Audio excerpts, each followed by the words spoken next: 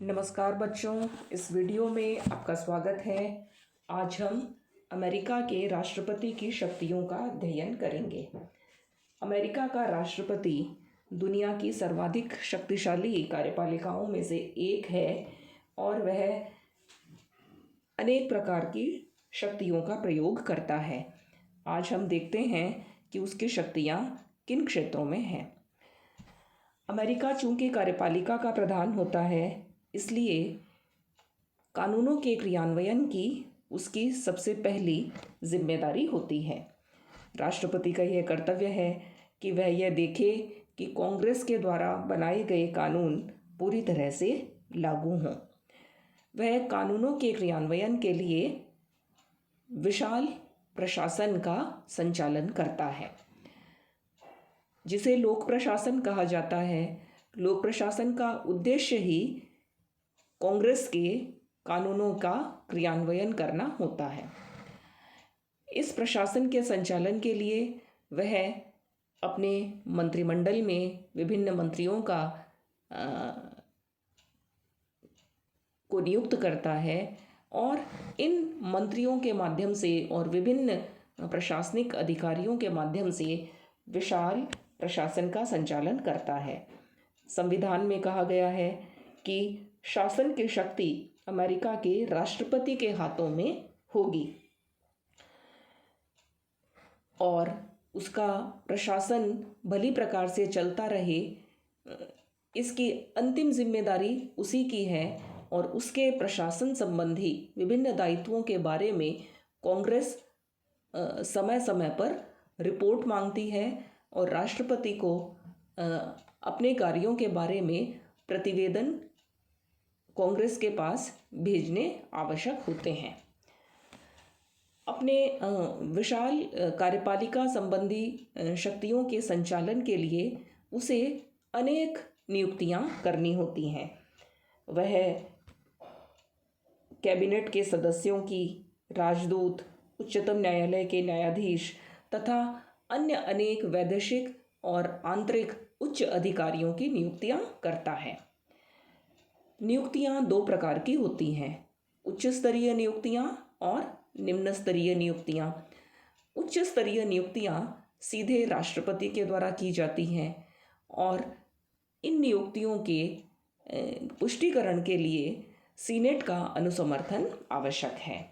Senate America की व्यवस्थापिका का उच्च सदन है और यह नियम है कि राष्ट्रपति के द्वारा की गई नियुक्तियां तब तक मान्य नहीं होंगी जब तक सीनेट उन पर अपनी पुष्टि नहीं कर दे और यह पुष्टिकरण सीनेट के बहुमत से होना चाहिए। इस संबंध में वहाँ पर एक परंपरा भी विकसित हो गई है। राष्ट्रपति के द्वारा की गई सभी नियुक्तियां व्यवहार में सीनेट के द्वारा पुष्ट कर दी जाती हैं। कई बार ऐसे उदाहरण भी मिले हैं जब सीनेट ने राष्ट्रपति के नियुक्तियों को रद्द कर दिया था, किंतु ऐसे उदाहरण नाम मात्र के ही हैं। व्यवहार में सीनेट राष्ट्रपति की सभी नियुक्तियों का अनुसमर्थन कर देती है और इसके बदले में राष्ट्रपति एक परंपरा का पालन करता है जिसे सीनेट के प्रति शिष्टाचार कहा जाता है। सीनेट के प्रति शिष्टाचार का अर्थ यह है कि जब राष्ट्रपति किसी राज्य के बारे में, किसी राज्य के लिए जब नियुक्तियां करता है, उस समय उस राज्य के सीनेटर के पसंद के व्यक्तियों की नियुक्तियां करता है। या दूसरे शब्दों में कहें कि मान लिया कि राष्ट्रपति को न्यूयॉर्क राज्य के लिए कोई नियुक्ति करनी है। उस समय वह न्यूयॉर्क के जो 2 सीनेटर हैं, उन सीनेटरों से ये राय करेगा कि वहाँ पर किसकी नियुक्ति की जाए। वो सीनेटर अपनी पसंद की नियुक्तियाँ अपने राज्य के लिए करवा लेते हैं और बदले में राष्ट्रपति के द्वारा की गई सभी नियुक्तियों की पुष्टि कर देते हैं। इस प्रकार यह एक गिव एंड टेक अथवा अदला बदली का नियम है, जिसे सीनेट के प्रति शिष्टाचार राष्ट्रपति का सीनेट के प्रति शिष्टाचार, या अंग्रेजी में इसे सीनेटोरियल कर्टसी कहते हैं, यह एक बहुत महत्वपूर्ण परंपरा है। इसी परंपरा के कारण राष्ट्रपति को यह लाभ हुआ है कि वह अपनी पसंद की नियुक्तियां कर लेता है, और सीनेटरों को भी यह लाभ हुआ है कि वे अपने अपने राज्यों के लिए राष्ट्रपति से अपनी पसंद की नियुक्तियां करवा लेते हैं। जो निम्न स्तरीय नियुक्तियां हैं वे राष्ट्रपति के अधीन विभागीय अध्यक्षों के द्वारा की जाती है।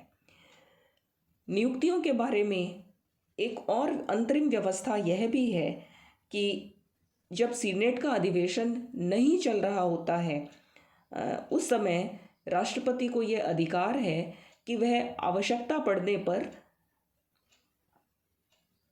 अस्थायी नियुक्तियां कर ले। यदि अपने अधिवेशन काल में बाद में यदि सीनेट उन नियुक्तियों को स्वीकार कर लेती हैं तो ये नियुक्तियां स्थायी हो जाती हैं, अन्यथा वे नियुक्तियां या तो समाप्त हो जाती हैं या कुछ काल के लिए रद्द हो जाती हैं, और सीनेट के अधिवेशन के समाप्त होने के बाद राष्ट्रपति पुनः अस्थायी नियुक्तियां कर लेता है। इस प्रकार सीनेट की जो अनुसमर्थन की शक्ति है, राष्ट्रपति ने उस शक्ति से एक शॉर्टकट निकाल लिया है, और इस प्रकार की अंतरिम नियुक्तियां करके वह अपना काम आसानी से निकाल लेता है और अपनी पसंद के व्यक्तियों को अनुग्रहित कर लेता है। यहीं पर एक और महत्वपूर्ण शक्ति है और वो है पदच्युति संबंधी शक्तियां। यहाँ पर विशेष बात यह है कि नियुक्तियां करने में तो राष्ट्रपति को सीनेट की सहमति के अनुसार काम करना पड़ता है, किंतु पदच्युति के संबंध में सीनेट की ऐसी किसी भी पुष्टि का प्रतिबंध उसके ऊपर नहीं है, और इस क्षेत्र में राष्ट्रपति स्वतंत्रता पूर्वक कार्य करता है। सर्वोच्च न्यायालय ने भी अपने एक वाद में यह फैसला दे दिया है कि राष्ट्रपति की पदच्युति संबंधी शक्तियों पर कोई भी प्रतिबंध नहीं लगाया जा सकता, और इन्हीं शक्तियों के कारण राष्ट्रपति प्रशासन का वास्तव में सर्वे सर्वा बन गया है। राष्ट्रपति के प्रसाद पर्यंत, या जब तक राष्ट्रपति की खुशी होती है, राष्ट्रपति की इच्छा पर्यंत ही कोई अधिकारी अपने पद पर रह सकता है। राष्ट्रपति अपने प्रशासन का संचालन अपने मंत्रिमंडल के माध्यम से करता है, और मंत्रिमंडल भी, क्योंकि राष्ट्रपति के जो मंत्री हैं वे भी उच्च स्तरीय अधिकारी हैं जिनकी नियुक्ति राष्ट्रपति सीनेट के अनुसमर्थन से ही करता है, किंतु यह उसकी इच्छा पर है कि वह किसी भी मंत्री को मंत्रिमंडल में सम्मिलित कर सकता है और किसी भी समय उसे हटा भी सकता है। अध्यक्षात्मक शासन प्रणाली में मंत्रिमंडल की वैसी महत्वपूर्ण भूमिका नहीं होती जैसी संसदात्मक शासन में होती है, या हमने देखा था कि ब्रिटेन में थी, किंतु अमेरिका में तो राष्ट्रपति का मंत्रिमंडल उसका पूरी तरह से निजी मंत्रिमंडल होता है, और यह केवल और केवल राष्ट्रपति के प्रति ही निष्ठावान होता है। यदि सैनिक क्षेत्र की बात करें तो वहाँ भी राष्ट्रपति की शक्तियाँ महान हैं, और राष्ट्रपति संविधान के अनुसार युद्ध और शांति दोनों ही काल के लिए वह तीनों सेनाओं का प्रमुख होता है, और जल सेना, वायु सेना और थल सेना, इन तीनों सेनाओं का प्रधान सेनाध्यक्ष होने के नाते राष्ट्रपति जब चाहे तब अपनी सेनाओं को कार्य करने का आदेश दे सकता है। वस्तुतः सेना प्रमुख की अपनी शक्तियों का प्रयोग अमेरिका के राष्ट्रपति ने खुल करके किया है, और दुनिया का जो नेतृत्व अमेरिका ने पिछले 100 सालों में मुख्यतः अपने हाथ में लिया है, उसका कारण यही है कि सेनाध्यक्ष के रूप में वह अपनी सेनाओं को दुनिया के किसी भी क्षेत्र पर आक्रमण करने के लिए आदेश दे सकता है, और अमेरिका के नेतृत्व में दुनिया में छोटे मोटे संघर्ष चलते रहते हैं किसी न किसी उद्देश्य की पूर्ति के लिए। इस शक्ति ने अमेरिका के राष्ट्रपति की शक्तियों को भी बहुत अधिक बढ़ा दिया है। अमेरिका के राष्ट्रपति की शक्तियों का दूसरा क्षेत्र है व्यवस्थापन संबंधी या कानून निर्माण संबंधी शक्तियाँ। इनके जो अधीन आने वाली जो मुख्य बातें हैं उनमें पहला है कांग्रेस को संदेश भेजना। कांग्रेस जो कि अमेरिका की व्यवस्थापिका है, उसे संदेश भेजने का अधिकार अमेरिका के राष्ट्रपति को है। अपने संदेशों में वह अपनी नीतियों की व्याख्या करता है और कांग्रेस से यह प्रार्थना करता है कि उसकी नीतियों के अनुरूप ही वह कानूनों का निर्माण करे। उसके द्वारा जो दिए गए सुझाव होते हैं उन्हीं के अनुरूप ही कांग्रेस कानूनों का व्यवहार में निर्माण भी करती है। और एक अनुमान के अनुसार कांग्रेस जितने भी कानून बनाती है उनमें से अधिकांश कानून वैसे ही होते हैं जिन्हें राष्ट्रपति चाहते हैं। दूसरा जो महत्वपूर्ण व्यवस्थापन संबंधी उसकी शक्ति है वो है विधेयकों पर निषेधाधिकार अथवा वीटो की शक्ति। यहाँ हमें सबसे पहले दो शब्दों का अर्थ जान लेना चाहिए। पहला है विधेयक और दूसरा है कानून। विधेयक का तात्पर्य है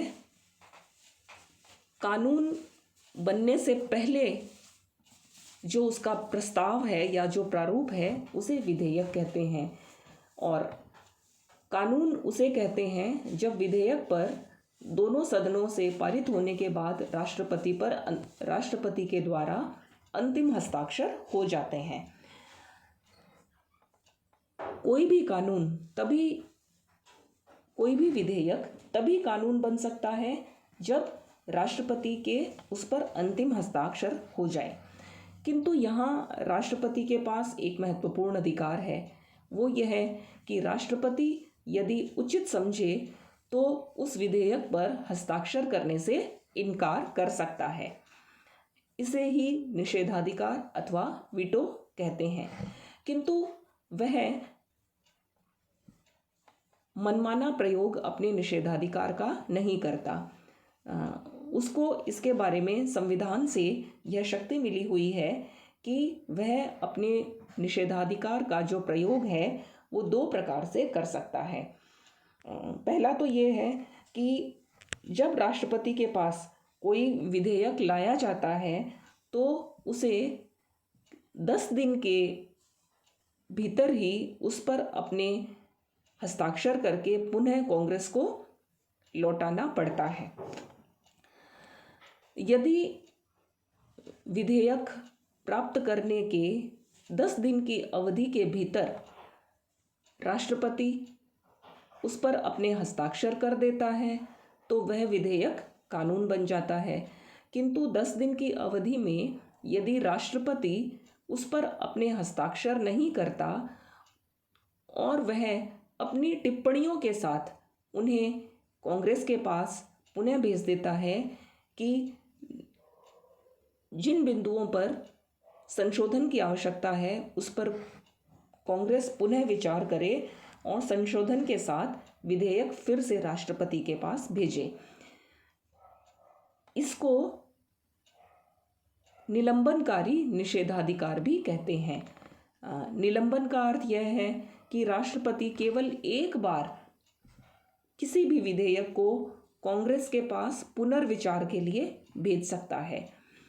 कांग्रेस यदि दूसरी बार भी उस विधेयक को फिर से उसी प्रारूप में राष्ट्रपति के पास पुनर्विचार के पश्चात भेजती है तो फिर राष्ट्रपति को उस पर हस्ताक्षर करने ही पड़ेंगे। सरल शब्दों में यदि समझा जाए इस प्रक्रिया को तो वो यही है कि राष्ट्रपति किसी भी विधेयक पर केवल एक बार अपने वीटो का प्रयोग कर सकता है, अर्थात वह राष्ट्रपति के पास अपनी टिप्पणी के साथ भेज सकता है कि उसे निम्न मामलों में संशोधन करना चाहिए। विधेयक पर निषेधाधिकार का जो दूसरा तरीका है उसे जेबी निषेधाधिकार अथवा पॉकेट वीटो कहते हैं। निलंबनकारी निषेधाधिकार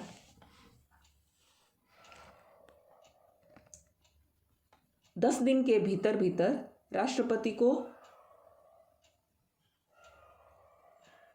अपनी टिप्पणियों के साथ कांग्रेस को पुनः भेजने पर प्राप्त होता है। किंतु पॉकेट वीटो का अर्थ यह है कि मान लिया कांग्रेस के अधिवेशन के अंतिम चरण में, जबकि अधिवेशन 10 दिन से पहले ही समाप्त हो जाएगा, कोई विधेयक राष्ट्रपति के पास भेजा गया। राष्ट्रपति के पास विधेयक पर हस्ताक्षर करने के लिए कुल 10 दिन का समय होता है, किंतु कांग्रेस का अधिवेशन इन 10 दिनों से पहले ही समाप्त हो गया। यदि ऐसा होता है तो राष्ट्रपति को क्योंकि मालूम है कि कांग्रेस का अधिवेशन उसके हस्ताक्षर करने की समयावधि से पहले ही समाप्त हो जाएगा, अब यदि वो चाहे तो वह उस विधेयक को अपने टेबल पर ही पड़ा रहने देता है, अर्थात वह उस विधेयक पर हस्ताक्षर नहीं करता और अपने 10 दिन की समयावधि का इंतजार करता है कि 10 दिन के अंतिम दिन ही वो उस पर साइन करेगा। किंतु जब उसके हस्ताक्षर करने का समय आता है उससे पहले ही कांग्रेस का अधिवेशन समाप्त हो चुका होता है और कांग्रेस के अधिवेशन के समाप्त होने के साथ ही अब उस विधेयक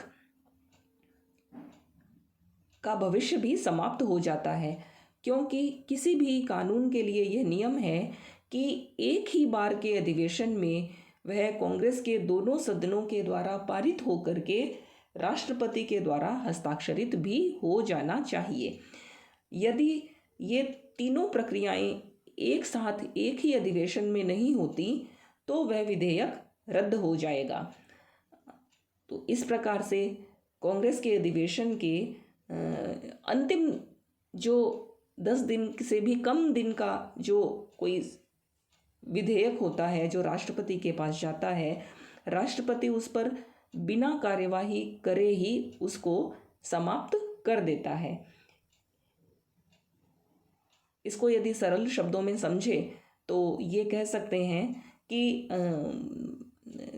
संकेत के तौर पर हम ये कह सकते हैं जैसे कि राष्ट्रपति ने उस विधेयक को अपनी जेब में डाल लिया है और वो तब निकालेगा जबकि कांग्रेस का अधिवेशन समाप्त हो गया और तब वह स्वतः ही रद्द हो जाएगा। अगली विशेषता या अगली शक्ति राष्ट्रपति की कानून निर्माण के क्षेत्र में है वो है प्रशासकीय आदेश जारी करने की शक्ति। राष्ट्रपति कानून निर्माण के क्षेत्र में तो अपनी महत्वपूर्ण भूमिका निभाता ही है, जैसा कि हमने ऊपर के 2 बिंदुओं में देखा है, किंतु जो प्रशासकीय आदेश जारी करने का अधिकार है उसके कारण तो राष्ट्रपति ने कानून निर्माण के क्षेत्र में भी प्रत्यक्ष शक्तियां हासिल कर ली हैं, जिसे भारत में अध्यादेश कहते हैं और ब्रिटेन में सपरिषद आदेश कहते हैं, उसे अमेरिका में प्रशासकीय आदेश अथवा एग्जीक्यूटिव डिक्री के नाम से जाना जाता है। और इन प्रशासकीय राष्ट्रपति के द्वारा जारी होने वाले इन प्रशासकीय आदेशों को कानूनों के समान ही मान्यता प्राप्त होती है और इनकी पवित्रता उतनी ही है जितनी कि कानूनों की। राष्ट्रपति इन आदेशों को तब जारी करता है जबकि कांग्रेस के अधिवेशन नहीं चल रहे होते और राष्ट्रपति को किसी विशेष क्षेत्र में तुरंत ही किसी कानून की आवश्यकता होती है जो पहले से विद्यमान नहीं है। दूसरा, प्रशासकीय आदेशों की प्रथा इसलिए भी प्रारंभ हुई क्योंकि कांग्रेस के पास कानून निर्माण की जो समयाभाव रहता है और वो बहुत ही कम समय के लिए उसके अधिवेशन होते हैं और इस दौरान बहुत सारे कानूनों को पारित करना होता है, तो कांग्रेस केवल कानूनों की मोटी मोटी रूपरेखा बना करके उन्हें पारित कर देती है। बाद में जब उन्हें क्रियान्वयन करने का समय आता है, तब राष्ट्रपति के हस्ताक्षरों के साथ उन कानूनों के विभिन्न उप विषयों का उसमें उपबंध जोड़ दिए जाते हैं और इस प्रकार से वास्तविकता यह हो जाती है कि कई बार कानून का केवल शीर्षक ही कांग्रेस ने पारित किया हुआ होता है और उसकी विभिन्न विस्तृत बातों का जो विवेचन है वो प्रशासकीय आदेशों के माध्यम से राष्ट्रपति जारी करता रहता है।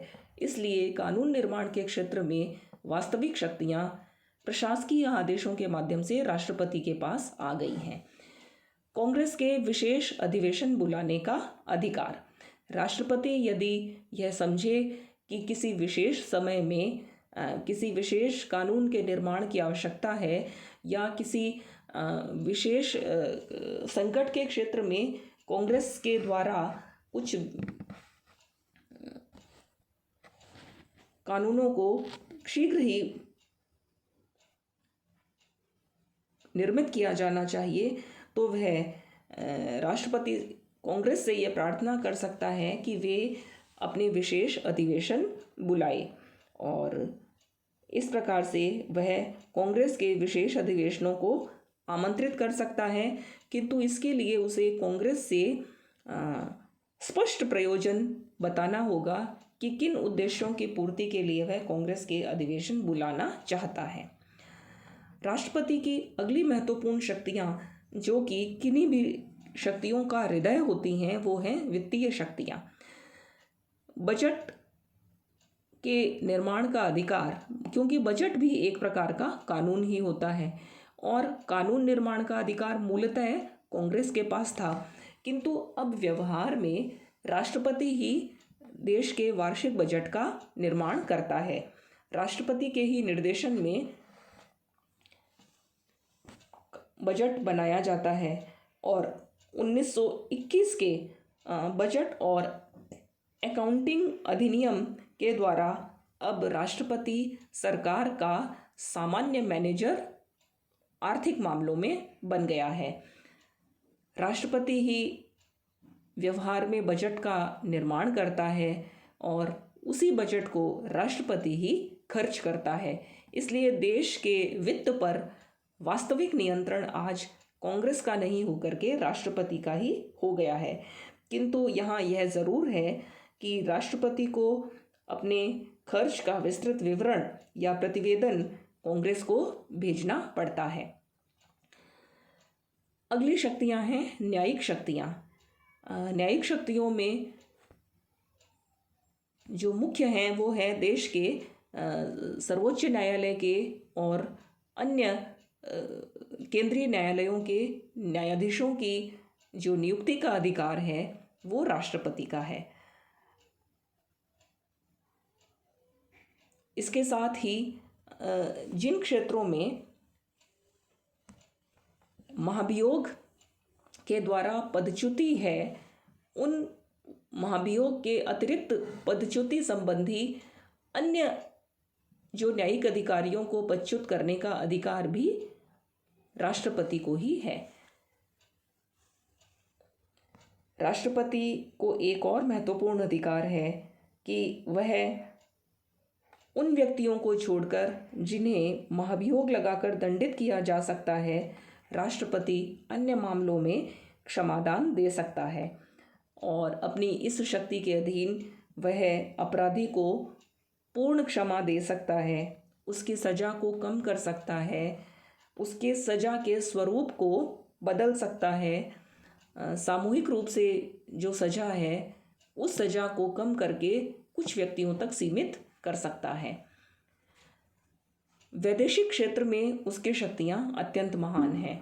अमेरिका जो विश्व का नेता बना है, पूरी दुनिया में आज अमेरिका दुनिया की एकमात्र महाशक्ति जो है दुनिया की अपनी इस शक्ति का जो वास्तविक नियंता है वो अमेरिका का राष्ट्रपति ही है। वही देश की विदेश नीति का निर्माण करता है। वह यह देखता है कि अमेरिका की विदेशों के मामले में किस प्रकार की नीतियां होनी चाहिए। वह राज्याधिकारियों की नियुक्ति करता है, अपने देश के राजदूतों को विदेशों में भेजता है और विदेशों के राजदूतों को अपने देश में आने की, नियुक्त होने की अनुमति भी प्रदान करता है। वैदेशिक क्षेत्र में संधियां करने का राष्ट्रपति को महत्वपूर्ण अधिकार है और समझौते करने का भी उसे अधिकार है। यहाँ हमें संधि और समझौते के फर्क को समझ लेना चाहिए। आंतरिक मामलों में जो अंतर कानून और प्रशासकीय आदेशों का होता है, वैदेशिक मामलों में वही फर्क संधि और समझौते का होता है। संधियां वे होती हैं जिन्हें कि विभिन्न देशों के संसद के द्वारा स्वीकृत किया जाता है। अर्थात किसी भी संधि को तभी लागू किया जा सकता है जब संबंधित देशों के व्यवस्थापिकाएं उन्हें स्वीकृत कर लें। किंतु समझौते वे होते हैं जिन्हें संबंधित कार्यपालिका के अध्यक्ष अपने ही स्तर पर कर सकते हैं और उनके पुष्टि के लिए व्यवस्थापिका के तरफ नहीं देखना पड़ता। संधियों के बारे में महत्वपूर्ण स्थिति ये है कि राष्ट्रपति के द्वारा की जाने वाली प्रत्येक संधि पर सीनेट के अनुसमर्थन की आवश्यकता है और सीनेट का 2/3 बहुमत से अनुसमर्थन होना चाहिए। अर्थात कोई भी संधि तभी मान्य होगी जब सीनेट के 2/3 सदस्य उसे स्वीकृत कर लें।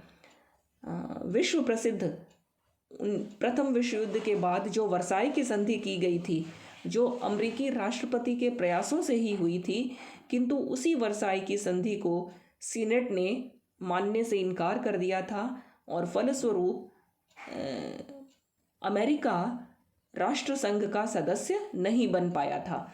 इस प्रकार से वैदेशिक मामलों में अमेरिकी राष्ट्रपति संधि और समझौते करने का महत्वपूर्ण अधिकार रखता है। दल के नेता के रूप में राष्ट्रपति की भूमिका अत्यंत महत्वपूर्ण है। जब से दलीय प्रणाली का विकास हुआ तब से राष्ट्रपति ही दल का सर्वाधिक महत्वपूर्ण प्रवक्ता होता है और अपने दलीय नेता के रूप में राष्ट्रपति कांग्रेस के भीतर भी अपने दल के सदस्यों पर नियंत्रण रखता है और वह दल के महत्वपूर्ण पदों की भर्ती का कार्य भी करता है। इस प्रकार से दल के भीतर उसकी महत्वपूर्ण स्थिति होती है। राष्ट्र का नेता, राष्ट्र के नेता के रूप में भी राष्ट्रपति की महत्वपूर्ण ख्याति होती है क्योंकि उसके पीछे देश का बहुमत होता है। हमने देखा कि किस प्रकार राष्ट्रपति का निर्वाचन अप्रत्यक्ष निर्वाचन में बदल गया है। इसलिए राष्ट्रपति राष्ट्रीय नेता के रूप में अब स्वीकृत हो गया है। राष्ट्रपति के सर्वाधिक महत्वपूर्ण जो शक्तियां होती हैं वो संकटकालीन शक्तियां होती हैं। संकटकालीन शक्तियों का उल्लेख यद्यपि संविधान में नहीं था, किंतु जब जब भी देश के ऊपर संकट आता है या संकट आया है, जैसा कि प्रथम महायुद्ध के समय, द्वितीय महायुद्ध के समय, 1930 की जो महान आर्थिक मंदी थी, 2008 की अभी जो मंदी थी, इसके अलावा जब जब भी शीत युद्ध के दौरान भी संयुक्त राज्य अमेरिका को सोवियत संघ से निपटने के लिए जिन संकटों का सामना करना पड़ा, प्रत्येक बार जब संकट आता है तब व्यवहार में कांग्रेस राष्ट्रपति के साथ पूरा सहयोग करती है और संकट से निपटने के लिए वह चाहे जैसी शक्तियों का प्रयोग करता है और कांग्रेस उनको स्वीकार कर लेती है। इस प्रकार यद्यपि संविधान निर्माताओं ने संविधान में राष्ट्रपति की संकटकालीन शक्तियों का कोई भी उल्लेख नहीं किया है, लेकिन व्यवहार में स्थिति ये है कि अमेरिका का राष्ट्रपति संकटों से निपटने के लिए असीमित स्वविवेकीय शक्तियों का प्रयोग करता है और इस रूप में वह एक प्रभावी महानायक की भूमिका अर्जित कर लेता है। इस प्रकार से हम देख सकते हैं कि अमेरिका का राष्ट्रपति जितनी महान शक्तियों का प्रयोग करता है, मूलतः संविधान निर्माता भी स्वयं नहीं चाहते थे कि राष्ट्रपति, या उन्हें इस बात का अंदेशा तक नहीं था कि राष्ट्रपति भविष्य में इतनी महान शक्तियों का प्रयोग करेगा। किंतु अपनी इन्हीं शक्तियों के बल पर अमेरिका के राष्ट्रपति ने दुनिया में अमेरिका को एक शीर्ष शक्ति के रूप में स्थापित कर दिया है। धन्यवाद।